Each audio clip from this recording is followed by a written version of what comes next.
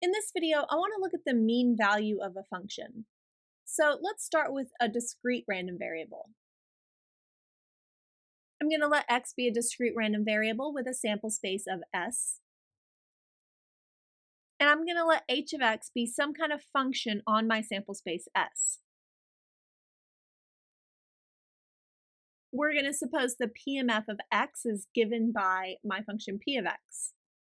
In this case, the expected value of h of x is the summation of all the values x and s of h of x, p of x. So I can multiply h of x by my given probability. So let's look at an example of using this.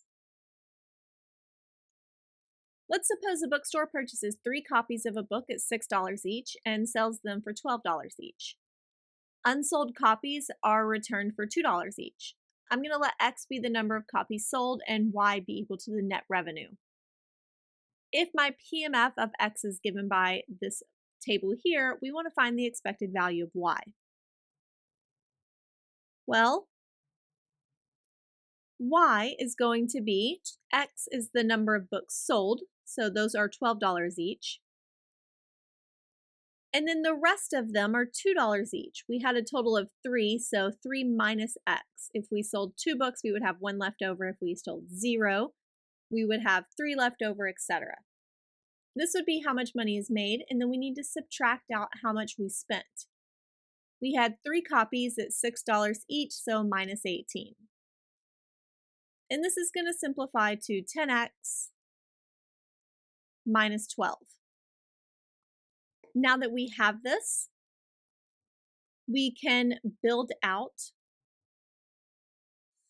our new PMF. Our probabilities are going to remain the same. They're still going to be 0.1, 0.2, 0.2, and 0.5, and we just need to plug in our values for x into this function. 10 times 0 minus 12 is negative 12. 10 times 1 minus 12 is negative 2. 10 times 2 minus 12 is 8. And 10 times 3 minus 12 is 18. And from here, we can start to find our actual expected value of y. We would multiply negative 12 times 0.1, negative 2 times 0.2, 8 times 0.2, and 18 times 0.5. And simplifying this gives us an expected value of 9. Next, let's consider a continuous random variable x, and we're once again going to let h of x be a function on the sample space s.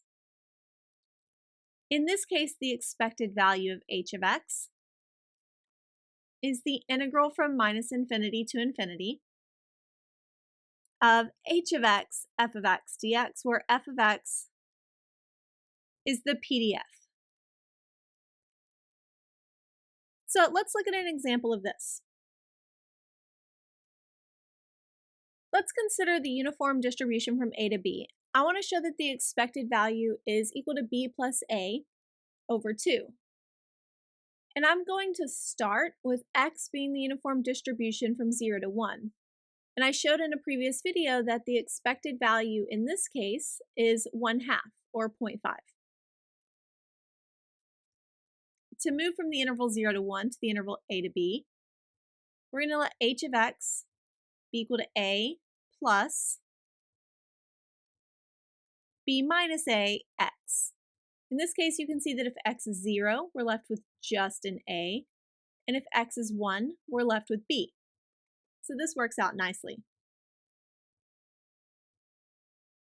So to find the actual expected value of y, we would take the integral from 0 to 1 of h of x, so a plus b minus ax, times the PDF of x, and the PDF of the uniform distribution from 0 to 1 is just 1.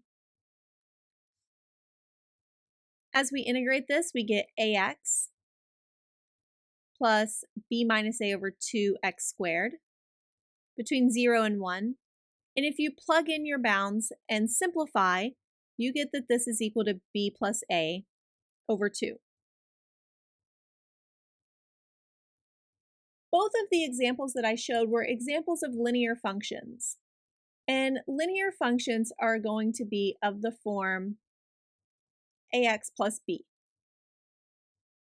So in this case, my capital Y is equal to a times capital X plus b.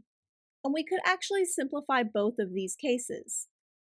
The expected value of h of x is going to be a times ex plus b.